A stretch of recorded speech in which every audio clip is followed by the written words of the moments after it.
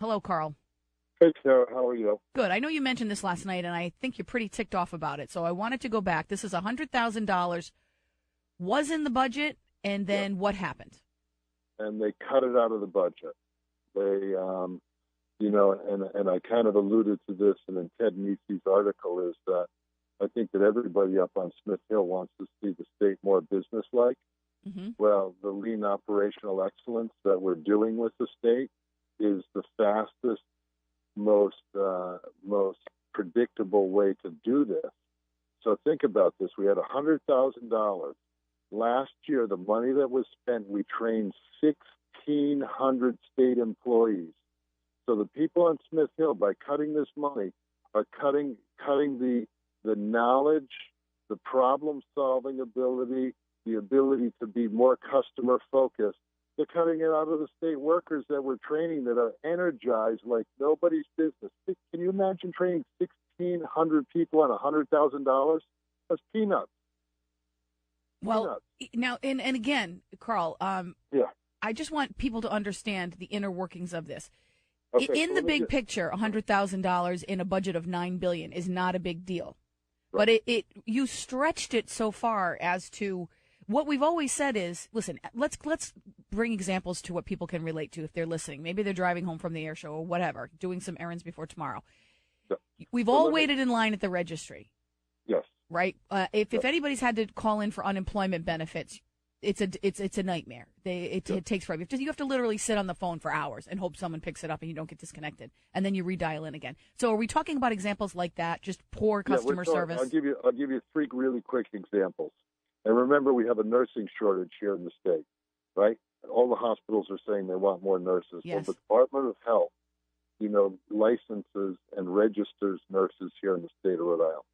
Well, we have a lot of people applying to be nurses that whether they graduate new out of school, they have to go through the Department of Health to get their license, Mm-hmm. or whether they move into the state or want to work in the state, they have to get this license.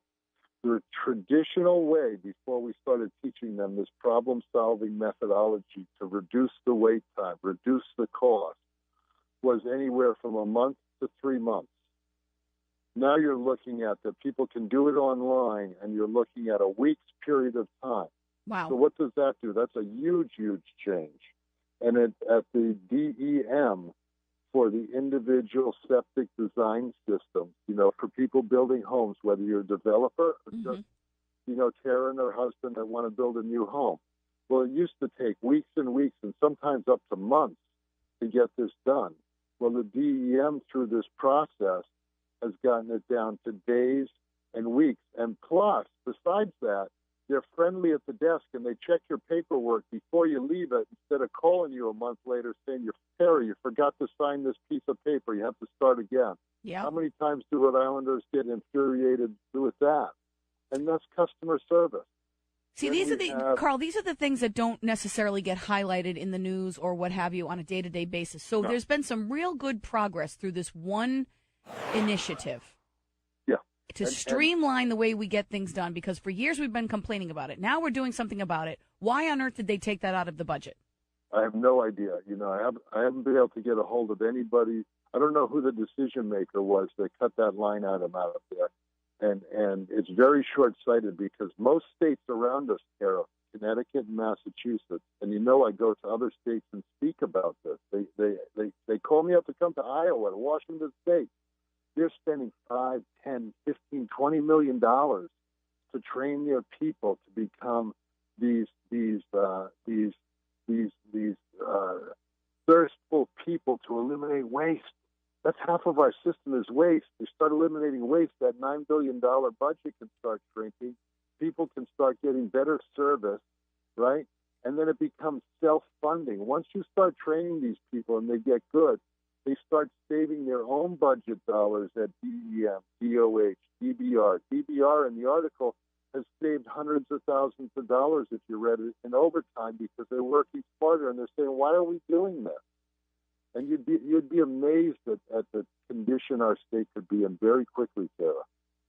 Geez, I don't know. Someone, Representative Costa pointed out that there's a $250,000 allotment to place sex offenders through Crossroads. What the hell is that about? Well, here again with the lean efforts are you surface the ugly waste that happens in your organization. It's about process, not people, right? This whole methodology is about process. We have great people in the state that are stuck in really bad processes that cost us a lot of money, cost us a lot of time, and you and I and the people that work in the state are consumers of these systems, and we just get really, really mad. We get mad and think of the lean process. Well, why aren't they working that into their budget? Why do they need an extra line item for that? They should be rehabilitating them while they're incarcerated if that's the condition. I don't know what the condition is. It makes no sense. No, it makes no sense. We're speaking with CEO of Vibeco Vibrators, Karl Wadensten, who you hear from time to time. You're a big cheerleader for the state of Rhode Island, Karl, and I don't know if people understand at how much of your own personal time you take with things such as this that you're talking about, this lean initiative. Let me tell you a really ironic piece of this. The GE thing was a huge score by the governor. Yes. Especially the innovation portion of this, because industry just like mine, we have to reinvent ourselves that people don't just want widgets, they want services. Mm-hmm. And they want this intellectual know-how that GE is going to bring to our state. Well, guess what? All the big poobahs from GE are coming to Vibeco sometime this month because they've heard about us and heard about the things in the state, and they want to come and see what this little small company in Southern Rhode Island's doing that is so unique, and that's what they want. They want a lean state. They want lean thinkers. They want problem solvers. They want it in our education system. They want it in the public sector when they have to deal with people, because that's innovative, Tara. What a kick in the teeth to get these guys coming here in the Wall Street Journal article. And the governor and everybody else doesn't know all these little things that are happening outside the loop that, the people in our company are supporting the state and sharing all the cool stuff that we're trying to do. Well, Karl, it's to me, and I spoke to the two so far who have voted no on the budget, which were Representative Patricia Morgan, Representative Antonio Giarrusso. I had them both on this week. And they both said they walked out of there. They said no because we had about an hour and a half to digest 600 pages that weighed 15 pounds, and there's no way you're going to know what's in it. But for some reason, that your particular item that you're talking about, they were able to take that out. Yeah. So that was done on purpose. So we don't know who took it out. Yeah, I don't know if it was done on purpose, but I hope it was. Well, it was specifically removed, correct? It was removed, but using on purpose. I just hope that with you being on the show here, I'm going to be on TV Tuesday, so people should watch in on State of Mind, because I'll have clear-cut examples of the dollars we're starting to save in this state, and that state workers don't feel like they're stuck in a toxic waste dump where they can't input and share their ideas. They're the first people to see all these things. How would you like to sit at DMV and listen to everybody yell at you every day and have a solution to fix it, and not a way for the people that are your bosses and managers to listen to you and change it?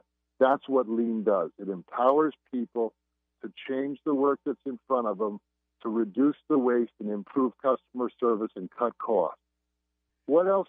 For $100,000, Tara, for $100,000 in the state, and you have a team of 8 of us on that steering committee that work tirelessly and put in 10 to 15 hours a week helping support it for free. My time could be spent doing other stuff. Now, you do this on your own time.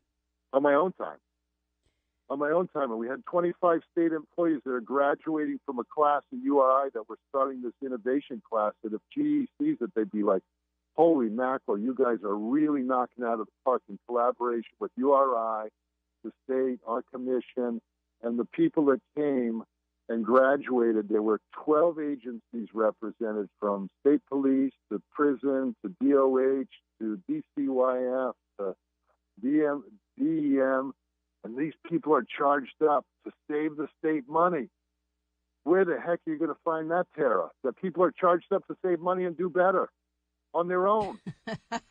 On their own. Maybe that's what they don't understand in the General Assembly. Maybe it's such a foreign concept that they just said, well, we'll get rid of this. There's 100,000. No, I'm joking, but I don't get it. I don't get it either. You don't have to beat people on the head once they get a taste of this, Tara. once they get a taste of this, they become zealot, and they're like so happy to show off these things and empower people and do all this great stuff. It blows me away. Blows me away. So I hope that they're listening, and I hope they read Ted's thing, and I hope your listeners watch on Tuesday night that I can share this, because there are so many facets. And for the last 9 years I've been working, and we finally had critical mass, and then get the rug pulled out. It was we had a board meeting the day after that got pulled out up at Promenade Street, and everybody was really sad. The short side. It's not like we had 2-3 million, and we're covering all 39 agencies. So the people that are having their bus fares raised, Kara, that we cringe at, because my good friend in upstate New York that does lean on their public transportation, right? They made a swing from $10 million deficit to a $20 million surplus in 2 years, and they have the highest rate of ride in the country and lowest fares in the country.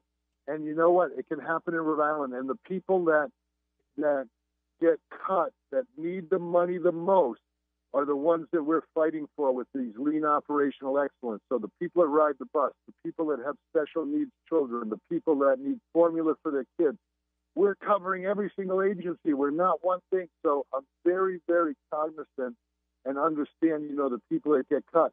But we have a methodology to help them get higher quality services and get better and go through all the state government. You tell me where you're going to find that. All right, listen. Superman building? Is there a Superman hiding in there that's going to help us, and a deputy dog?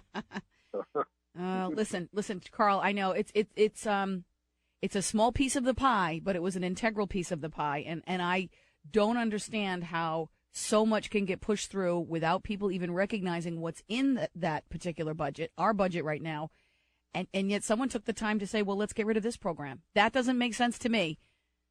Maybe someone out there, thank you, Karl Wadensten from VibeCo, and also doing all the work with EDC and Commerce Corporation and trying to get things done in this Lean Initiative program. We'll stay on this. I think it's really important. We were getting somewhere, is what Karl is saying. We were getting somewhere. We were streamlining. We were effectively using a small amount of money to train 1,600 people. What pairs best